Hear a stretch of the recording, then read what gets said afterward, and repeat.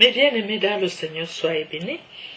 Alors aujourd'hui, nous allons vraiment nous abandonner à la providence, écouter vraiment ce que le Seigneur nous dit. Alors là,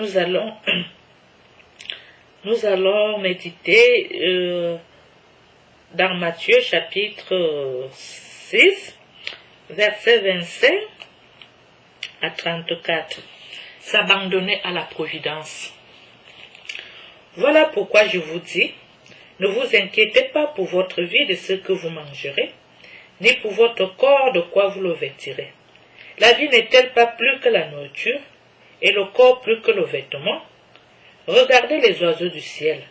Ils ne sèment ni ne moissonnent, ni ne recueillent en de grenier. Et votre Père céleste les nourrit. Ne valez-vous pas plus qu'eux? Qui d'entre vous d'ailleurs peut, en s'en inquiétant, ajouter une seule coudée à la longueur de sa vie? Et du vêtement, pourquoi vous inquiétez?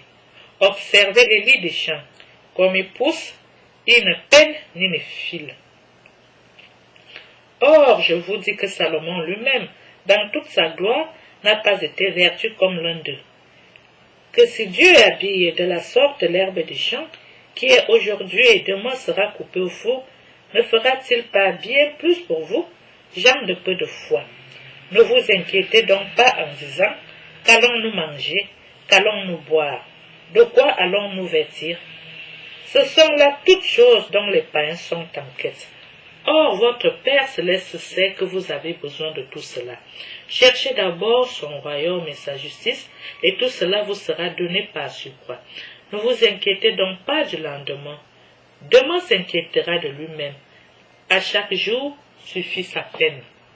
Mes bien-aimés dans le Seigneur, quelle bonne nouvelle, quel soulagement.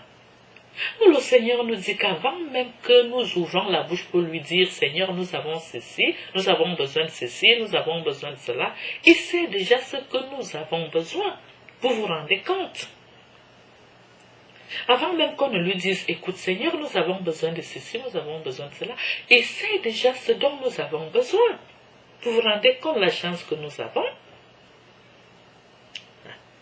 Ça c'est très bien. Alors mes bien-aimés dans le Seigneur, merci beaucoup d'avoir accepté de partager avec nous. Nous nous retrouverons au partage suivant.